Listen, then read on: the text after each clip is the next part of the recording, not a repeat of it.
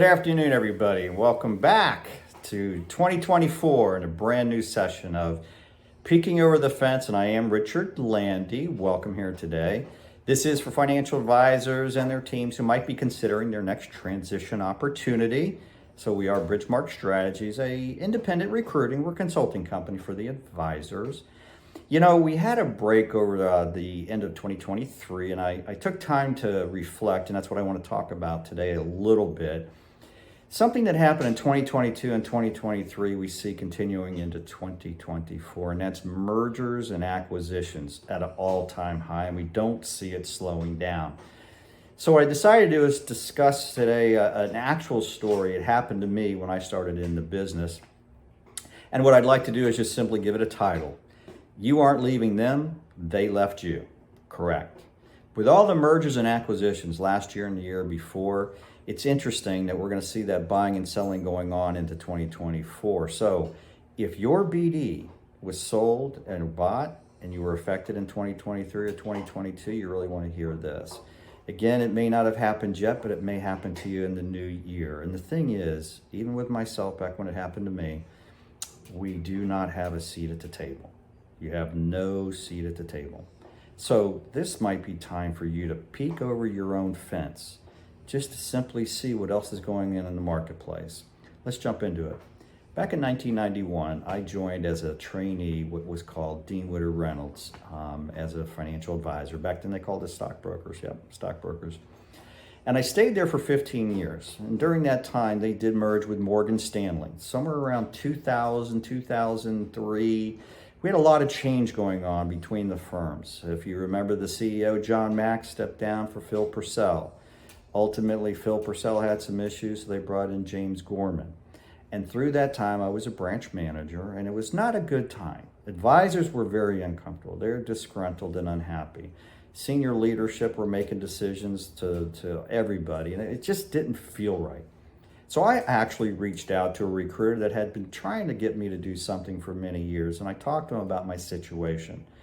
So somewhere, I think it was 2005, maybe 2006, I got an interview with Wachovia Securities, and I was in Miami, headquartered, and they were headquartered up in Jacksonville for the region. I met a gentleman by the name of Scott Winter. He was the regional president for Wachovia at the time. So I flew 2 hours up. We stayed 6 hours with each other. We had a great lunch, got to meet all the staff and all the culture and the people, talked about goals and everything that was important, but it was a solid 6 hours. As I was leaving, he took me downstairs to go back to the airport, waiting for a taxi. And yep, it was a taxi. We did not have Uber. We didn't have Lyft, just saying. He said, "Rich, you really look distant. So what are you thinking? What do you think about today?" And I looked at him straight in the face and I go, "I cannot believe I flew all the way up here thinking I have to change firms. I have been loyal for 15 years as an advisor, as a manager, as a salesman. I put in tons of time and energy to succeed and be successful with this company. And here I am talking to another firm that loyalty was just out the window." He stopped me in my tracks and he looked right at me. He said, "Rich, you're not leaving Morgan Stanley. They left you." I'll repeat that. You didn't leave Morgan Stanley. They left you. Oh my gosh. So I'm on the plane, flying back 2 hours, halfway into it. I just come to Jesus time. Oh my God.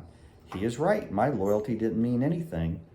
I'm not important to them. And so I am going to accept the offer and make the change. And I did. The rest is history. So I'm sharing this with you. Again, if you had already been acquired, if you might be acquired, or you're worried that in the future you could be acquired, we do not have a seat at the table. We don't get to make the decisions on who is the best firm for us. So I'm imploring you, I'm asking you, seek out a recruiter professional like myself. Sit down and talk to them and have the discussion around what would my plan be if I did this? And maybe you meet 1 or 2 firms in the interim and get a feel or a fit in the financials and understand how this may play out. In fact, you may not change, and that's okay because the firm that's acquiring you or where you're at might still be your best option. Take a look at the retention package or what's going to change in the platform in 12, 18, 24 months, which there will be change. And are you prepared for that?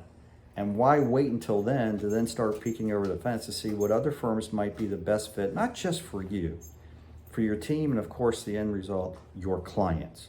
And you owe it to your clients to see what else would be out there that might be in their best interest. So listen, whether or not this helped out, if you have a general question or just an opportunity to chat about your personal situation, there is no obligation. It's an unbiased approach. And at the very least, peek over the fence, see what else might be out there. Again, owe it to yourself. Listen, I hope to hear from you. You've got all my contact information right there in front of you, and I do look forward to hearing from you. Hey, everybody, have a blessed day and an awesome week.